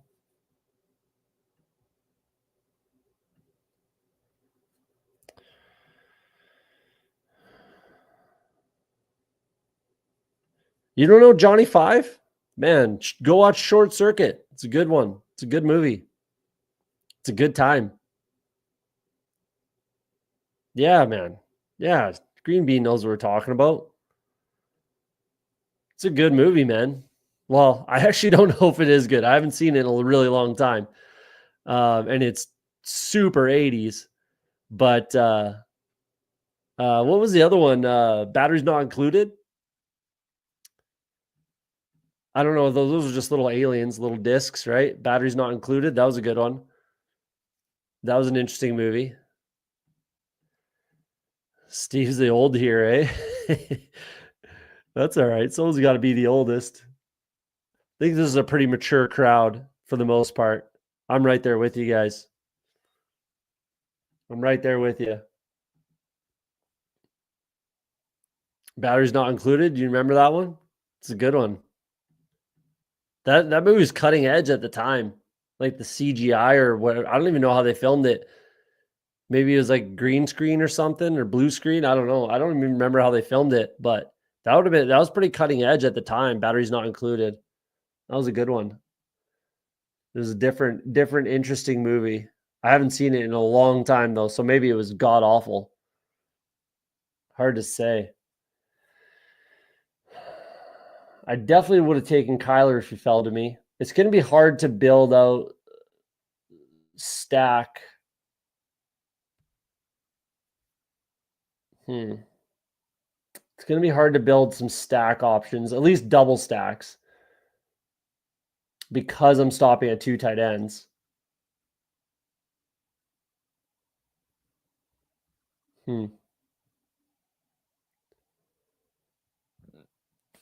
Definitely taking 3 quarterbacks, but it'll be really difficult to get double stacks with another quarterback. So that's okay. It's not the end of the world.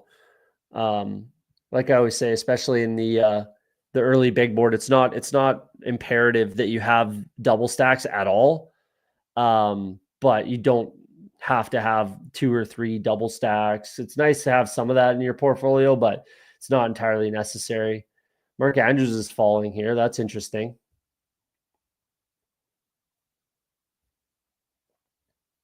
That is interesting. I won't be able to pick him. But it is interesting that he's falling.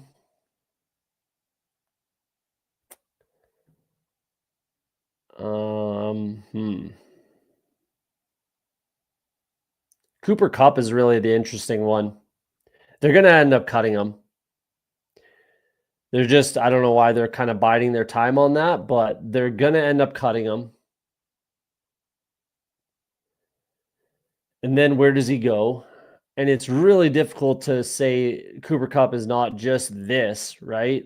So is that really something I want to bank on? Not much more than 10%, which I'm already at. So I don't really think that's the click. I'm fine that he went. I'm not really going down that road. Mims could be on the board. Bateman was probably going to be my click, but he's gone. Okay. That's okay. There's a lot of options here, so let's just bring in Drake May and just see what falls to us. I have a lot of options, a lot of directions I can go here. I'm definitely falling behind at wide receiver for sure, but that's okay. I would have taken Bateman if he was there. Mims goes, pairs up with Bo Nix. Yeah, fair enough.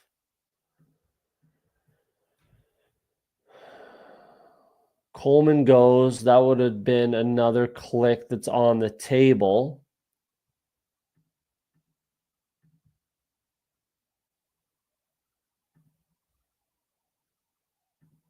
But the guy that I really want is Travis Hunter. So that feels good. Mims and Coleman were on the table, but let's take Travis Hunter here with the Drake May potential. I want to be basically at the field on Travis Hunter, pretty much regardless of anything, because I don't think we're gonna get any clarity until he gets drafted. We know where he's gonna be. what team he's playing for, and the role that, whatever coach has in mind for him. So, and the potential that he could land on the Patriots, not very likely. Honestly, I think he's gone before then. And even if he's there, it might make more sense for them to take an offensive lineman, but I think he's probably gone. But either way, I want a little more exposure to Travis Hunter. I want to be at the field, which is about 8%. If you don't know, like the average for a 100% drafted player on average over the entirety of the user face essentially is 8%. So that's where I want to be, or right around 8%. I'm sure it's 8 point something, whatever, but 8%, that's where I want to be, right at the field, and just see what happens. That's kind of where I'm at with the Travis Hunter thing. I know people that like him, they want to be overweight. That's fair. I can understand that, but yeah, it's just not what I want to be doing. What are we doing here? What's Green Bean doing? Puka, Josh Jacobs, Mike Evans, Devontae Smith, Travion Henderson, Jaden Reed, Khalil Shakir. Oh no, that was a different draft. Baker Mayfield, Jordan Love, Tucker Kraft. I like what you did there. We do it a lot.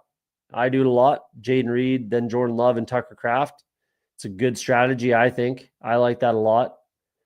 Mike Evans with the Baker. Probably going to be looking at Kate Otten, I'd imagine, which is good. I probably won't have him on my board. I definitely won't have him on my board, so you're clear. I'm not taking him.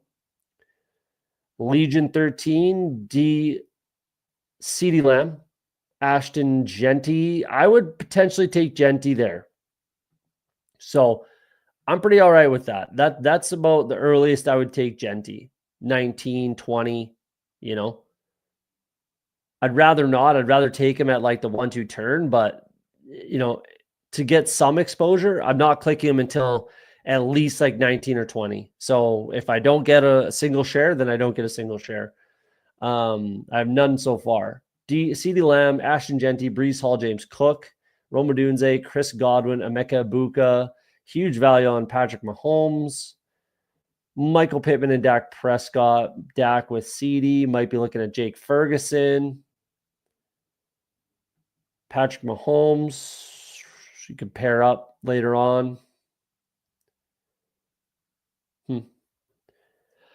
Champ X3, we got Devon Achan, Brock Bowers, Jaden Daniels, Kyron Williams, Juwan Jennings, David Montgomery, Bo Nix, Jalen Warren, Marvin Mims, and Keon Coleman. Got caught up a little bit on wide receiver there with the last two picks. Anyone do anything crazy? Nothing really. No double quarterback. I'm the only one to do a double tight end thing. So,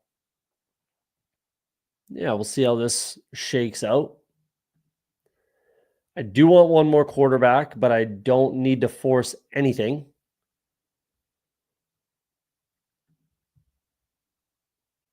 Done at tight end, but we'll keep it up just to see. I love when people are like 31 talking about being old. No doubt, man. No doubt. My wife, who's 7 years younger than me, talks about being old. And it's like, when we met, I was not much younger than you right now. So, yeah. I hear you on that one. I second that motion.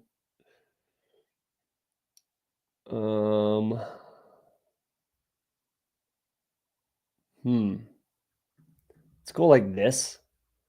Let's just clear it up. Or no, sorry. Let's go like this to clear it up. I am gonna... It's just such a dead zone for wide receiver, which I am behind on, but I'm gonna have to I'm going to have to force a little bit to catch up. Let's go Trevor Lawrence, which this guy's probably going to be butthurt at me. Yep. He's not going to be too happy. Sorry, pal.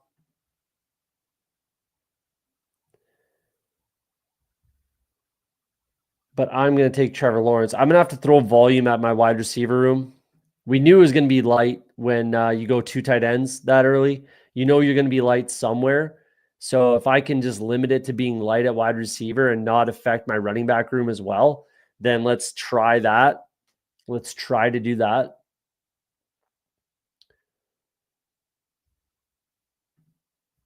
And kind of see what happens. I don't want to be weak 2 places, which is why I took, another quarterback there. And I can backstack Trevor Lawrence. So let's bring up.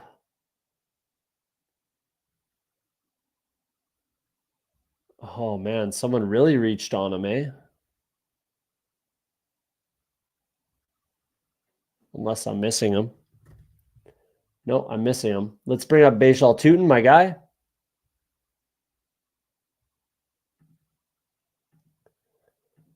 Let's bring him up. So I'm definitely done at both quarterback and tight end. I can't take another tight end. I can't because I'm going to be weak at wide receiver. So I have to throw some volume at it. To be able to catch up, to be able to hopefully get 3 starters per week. Like Neighbors hopefully is in there every week, but Jameson won't even be in there every week, right? Definitely not Luther Burden, definitely not Travis Hunter. So I'm going to have to throw, hopefully I can get 10 in there. That means I have to stop at 5 running backs. Oy, oy, oy. That might be tough to do. So, yeah, fair enough. You have to take him in the 12th now. Like if you really want Tootin, you have to take him in the 12th. That's kind of where it's gone to, and it really started like basically after the combine. If I really wanted him, I started just taking him in the third. Well, I started in the 13th, but you wouldn't get him that much in the 13th. So now, if I really want him, I'm taking him in the 12th. And when it makes sense, like this team for me, it makes a lot of sense. For you, yeah, Cam Scott, yeah. I mean, it makes sense for you too. You go with Devin Neal. I just have Tootin ranked ahead of Neal now. Not that I don't like Neal. I just do have some reservations. I would like to get my exposure up a little bit closer to my average, 16% overall, but only 10% in the big board. So I would actually like to get, like 12%, like 12 and 12. That would make me a lot happier on Devin Neal. I just think his ADP should drop a little bit. He's at 133 right now. You got him, 140. So his ADP is falling. And eventually, I do think Tootin and Neal will swap, which will allow me to get more Devin Neal. So that's kind of my plan. And I still have a lot of bullets in the big board. I've got, I think, 70 something, 70 like 8, 77, something like that. I have a lot of bullets in the big board, so I have a lot of room to even out these exposures, a lot of room.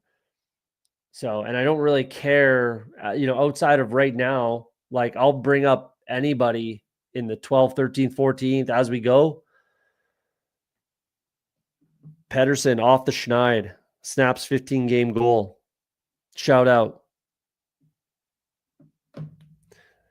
That's a Canucks player, hockey. Don't worry about it. I'm the same as you on Neal. Yeah, I think that's the strategy right now. I think that we know that their ADPs are going to swap. So just wait. You got him at 140. That's completely fine. You got him 7 picks past his current ADP, closer to where his ADP will level out at, right? Bayshaw will get into the 130s for sure. So yeah. And I have a lot of room to do it. A lot of landing strip to make it happen.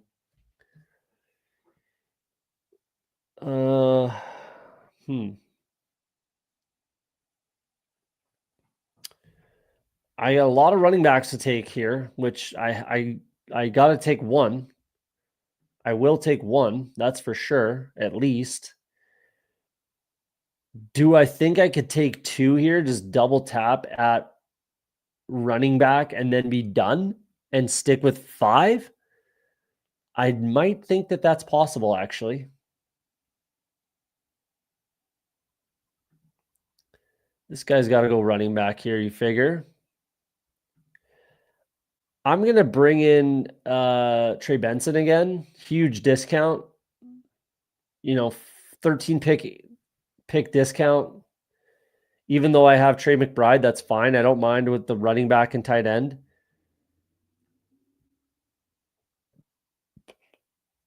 Let's do that.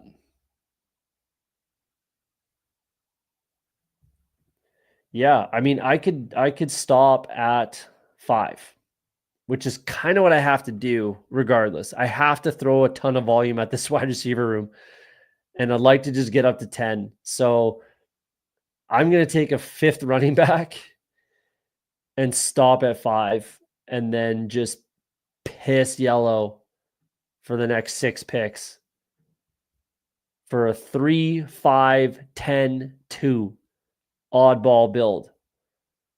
That's definitely a little oddball, but I kind of feel like that's what I got to do at this point.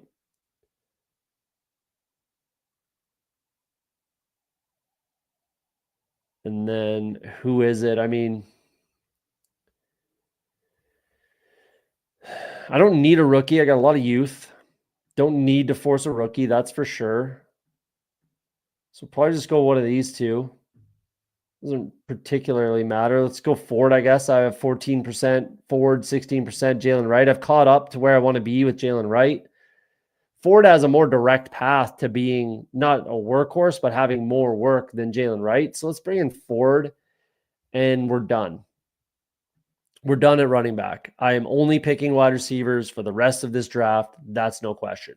And I got a little bit of some plans on what I could do with that. So let's see how she goes. But I don't hate this build. It's obviously light at wide receiver, but if I throw enough volume at it, we could be okay. It could work out. A lot of coulds and shoulds and woulds in that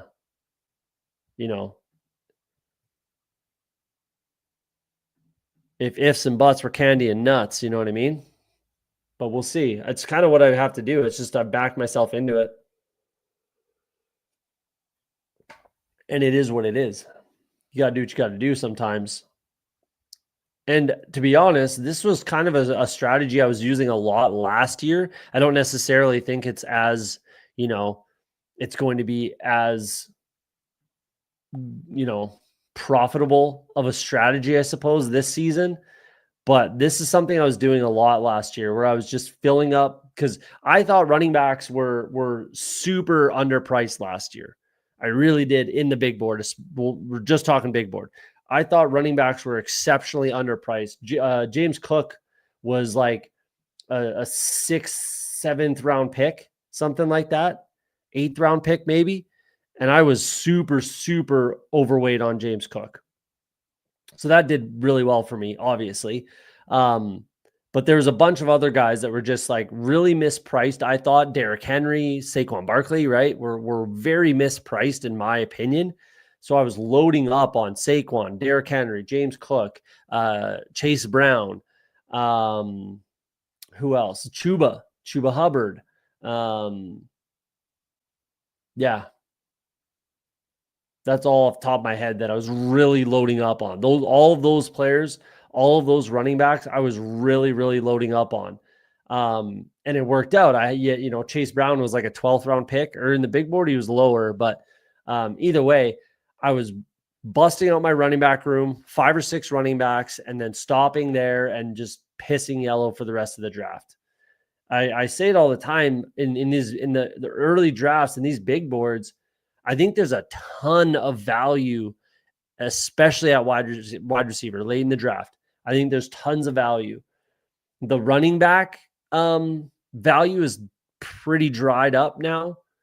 Like I want to be clear of running back by I don't know, here, right where we're at right now in the draft. Maybe if you need one more late, that's fine. But realistically, it's getting to the point where it's just tight end and wide receiver where there's value at the end of the draft. I'm not taking any quarterbacks. Like I will have my quarterback room completely filled, and I won't pick another one behind like Sam Darnold, maybe Geno if it makes sense, Bryce Young, Justin Fields. After that, I am not picking quarterbacks. So, and then yeah, you might need one running back. Wide receivers, there's lots of value to me. Tight end, there's lots of value to me. That's kind of what I'm focusing on for the rest of the draft cycle. So we'll see. We will see if it works.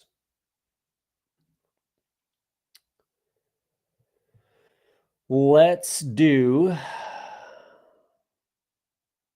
Jalen Knoll. Bring in another rookie.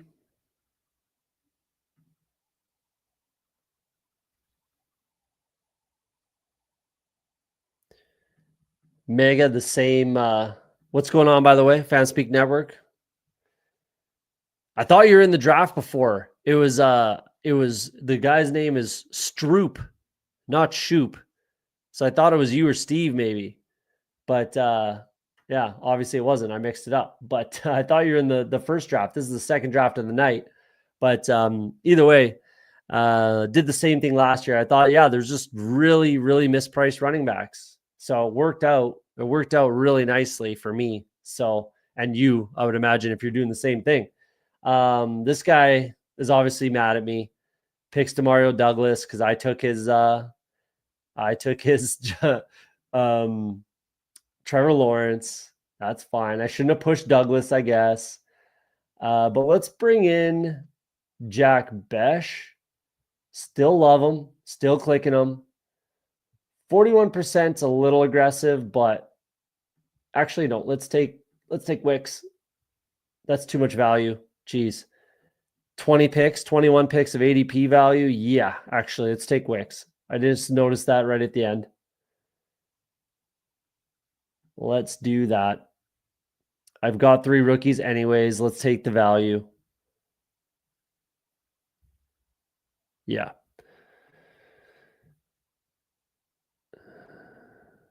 That's it. Yeah. I think Kuhames pointed that out. M. Shoop. That's right. I was like, Stroop. Stroop, Shoop. It's obviously close. I like Knoll been getting more of them. Yeah, you should be. Jalen Knoll's a beast, man. He might be a second round pick in the NFL draft. So I would be getting more Jalen Knoll if I was anyone and everyone. Those are the guys that still have value at the end of drafts for me. I still think Jack Besh is a very good click. Jalen Knoll, there's still lots of value on him. For some reason, he hasn't shot up as much as some of these other guys. Savion's close. I still think he's a fine click personally. 6'4", 220, whatever, and run 4.4. Like I thought he might get closer to the 4.3s, but he still ran a 4.4 clean, 4.48, right? So still a fine click to me. And y'all know how I feel about Kyle Williams. So Kyle Williams is the best value in best ball right now, in my opinion. So I could be wrong, but that's my opinion. Before I met you, I thought you were MS.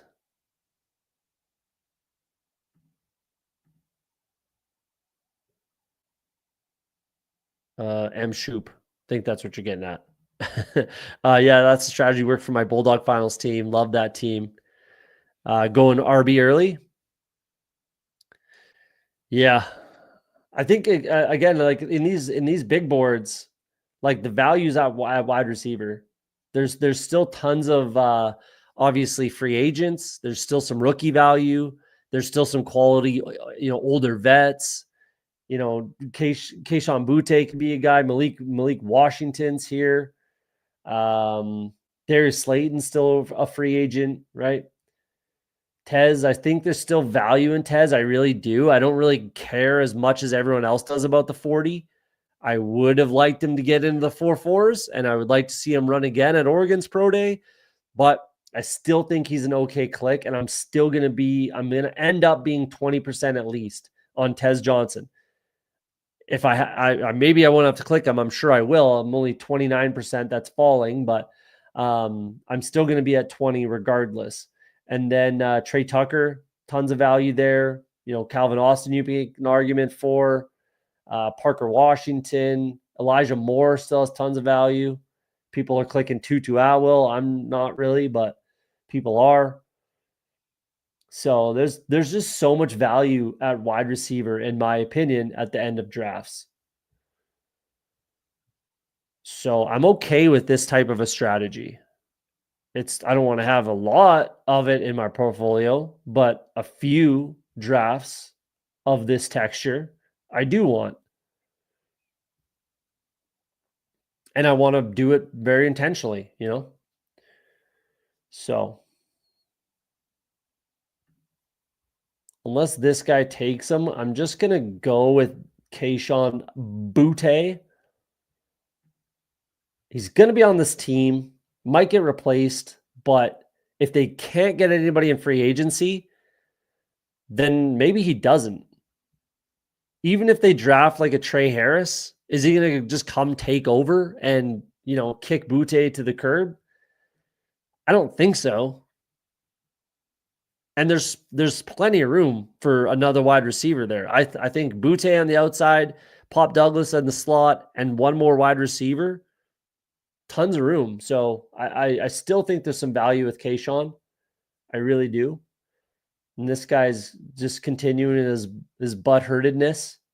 Now drafting Brenton Strange. I wasn't going to draft him, but it's pretty clear he's trying to send a message that he's mad at me for taking Trevor Lawrence on him, which is fine. But I mean, what are you doing? Are you the biggest Jags fan in the world? ATN, Bigsby, you got Brian Thomas, got Brenton Strange. I mean, if he takes Parker Washington here, then it's pretty clear that he doesn't like me very much. But we'll see. It doesn't take him. Okay, we're in the clear for now. I won't take Gabe Davis unless he's like literally my last pick. But I'm going to take Kyle Williams here. Because he's my guy. He's my guy. I'm going to take him.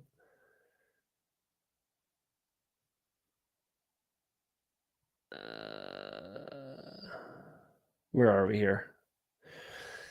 Yes, got Saquon, Henry, and Jacobs around 2, 3, 4 in the little. Yeah, that was a good way to do it. I had a bunch of teams with both Saquon and Henry, but they didn't end up obviously I didn't get a finals team in Best Ball Mania anyways.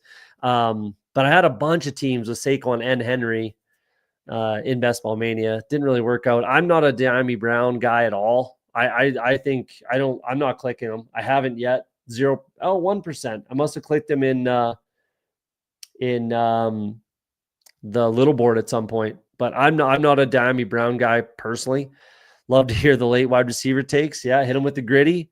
If anyone likes a late round wide receiver, it's hit him with the gritty. When I joined UD, not sure what you mean. Totally agree with where you're drafting and focusing on positions in big board, and definitely agree on the wide receiver values. Rookie wide receivers on this team are fun. Definitely. I'm not I'm trying to just be at the field. I think certainly your brother Steve is a little higher on Travis Hunter than some people. I'm trying to be just at the field. I want to be 8-9%, just at the field on Travis Hunter until we get some clarity. I've said time and time again, I'll say it again. Here's my take on the rookie wide receivers. I really genuinely think that a third, fourth, even maybe second, third, fourth round wide receiver is going to be the highest scoring rookie wide receiver. I think landing spot is going to be everything. These guys are just so close. They're so close. I'm definitely not the biggest Luther Burden fan. I only picked him because he's, 9 picks after ADP, I'll get a little exposure on him. Noel, I have way more exposure than both of these combined. Kyle Williams is my guy. I'm going to get up to 1,000,000% on him because he's such a good value, I think, at this point. But I just think that it's so flat, in my opinion, because Travis Hunter's doing the whole cornerback thing. If Travis Hunter was a straight wide receiver, a little bit of a different conversation, but he's not. So, well, maybe he's not. We'll kind of see. I think he should just play wide receiver, but that's my opinion. But yeah, the rookies are fun regardless in the wide receiver room, in my opinion, because I think it's so just unknown and it's all going to be landing spot dependent, in my opinion. I could be wrong on that. Drake May is an easy click for me. I like Drake May. Yep, definitely an easy click. Especially in these types of rooms, right? Where you get like this pocket passer, steady Eddie, high floor type of quarterback, bring in Drake May where we're not really sure. And you could easily backstack them, right? So it's a good way to do it. I like him as well. 0 RB was all I heard. Yeah, I know, man. That's why I like to zag when people zag. That's why I hope people come to this channel to not hear that shit. Because I was not 0 RB is the only way to go. I'm not a 0 RB bro at all. I think when it makes sense, and if I see something that's different than everyone else is saying, I'm going to say it, and I'm going to do it, and I'm going to stick to it. I'm not going to bend to the will of the best ball community. If I'm wrong, I'm wrong, and I can look myself in the mirror, but I want to be wrong. I don't want everyone else to be wrong for me. You know what I'm saying? So I was not a 0 RB bro last year at all. All the guys that were throwing Henry and Barkley out the window, I was scooping up 20% of each of those guys, at least 20 something. I think I was like 21, 22, something like that, of both of those guys. Parker Washington, obviously. Bring him in to pair up with the old T-Law. So don't listen to everybody. Make your own takes. Listen to a bunch of different people. Figure out what works for you. I thought there was tons of value. Megan agreed. I thought Barkley and Henry were huge values. So I in the second round, right? I thought that was a massive value. So I'm taking it. I don't care what the rest of the community says. I'll take him if he's there, like my last pick. But no, I'm not taking Gabe Davis. I'm not doing the Gabe Davis thing this year. I'll take Parker Washington over Gabe Davis every single time. Every single time. Thoughts on AJ Dillon? No good ones. No good thoughts on AJ Dillon. I'm pretty out completely. Like, he's had chances. He's had tons of opportunities to excel, take over roles, be a guy, and he's just stumbled every single time. So I am out on AJ Dillon. I've been in on him a lot in the past, and I'm not doing it again. I'll tell you that much. So I'm out. Let's go Trey Tucker here. I think he's a good click in the 20th, 19th, 20th round. So I'm out on AJ Dillon personally. He's just never done anything. He's never done anything. That's another guy that I'm not particularly like. I don't love all of Pete's takes. A lot of them. Like, the hard thing with Pete is a lot of his shit is just baity. Not baity, sorry. Bit. It's just a bit, a lot of it, right? So it's hard to know what he actually thinks a lot of times. He's just doing shit as a bit. Making content sometimes. Sometimes he's completely serious. It's really hard to know. So I don't know. I appreciate what Pete Overset does. When he's actually talking ball, I appreciate that more. When he was on Sirius XM on the fantasy channel, the Fantasy Life channel, right? I work in my truck a lot, so I listen to Sirius XM, NFL radio all day, every day, whenever I'm in my truck. When he was on that, he was really good. I like when he talks ball, but his YouTube channel, like, I don't even know what percent of it is just a straight bit, like a lot of it. So I don't know. I don't really take his takes to heart a lot of times personally. I've noticed 0 is not as prevalent right now. Yeah, people are kind of backtracking on that, right? Interesting how that goes. Doesn't work at all, and then they just throw it out the window, right? So yeah, that's how it goes. Hell yeah, fight the man. Yes, do things differently, man, or just do what makes sense. Like if you see value, take it and don't apologize for what you're doing. If you think there's value, then go get it. And if people disagree, who gives a shit? The king of that is hit him with the gritty, man. Like drafting AJ Dillon, I know he is, the king of I don't give a fuck is hit him with the gritty. So you got to respect it. Do I agree with a lot of the things that I see on Twitter from hit him with the gritty? No, but he advanced 81 of 51 teams last year and he sticks to his takes and he does what he does. So I can't say he's wrong, and I'm not going to say anything negative about him. So do your own thing. Do what you feels right. Do what you like. If you see value, fucking take it. Don't apologize for it.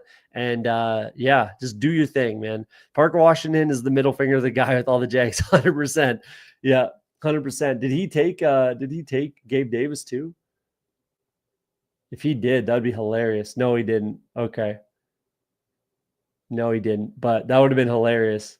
Yeah, pretty much. That's pretty much what it is. It's like, go ahead and take all the Jags, man. I got one waiting in the wings. It's kind of what I was saying. But definitely an echo chamber. We aren't afraid to zig when others zag. Definitely. Like I was taking Isaiah Pacheco, at pick 112, 116, 120. I'll be the Pacheco Huckleberry. If everyone else is just going to keep pushing them, I'll pick up the shares. That's why I like y'all's shows. Yeah. Do things different, man. Do what you got to do. Ben, what's up? What's happening? Comes in late. BBG is going to stream a bigger board if you're trying to join up. A bigger board, eh? I do have 2 more bullets. Maybe. I'll take a look. And see what he's up to.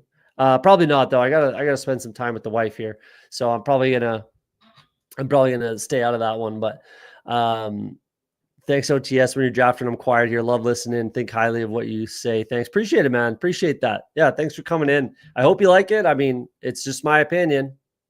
If I'm right, I'm right. If I'm wrong, I'm wrong. And either way, I'm going to look myself in the mirror. I never claim to be right all the time, but I will claim that I'm right more often than I'm wrong. I will make that claim, and I will stand by that. So that's what you're going to get out of me.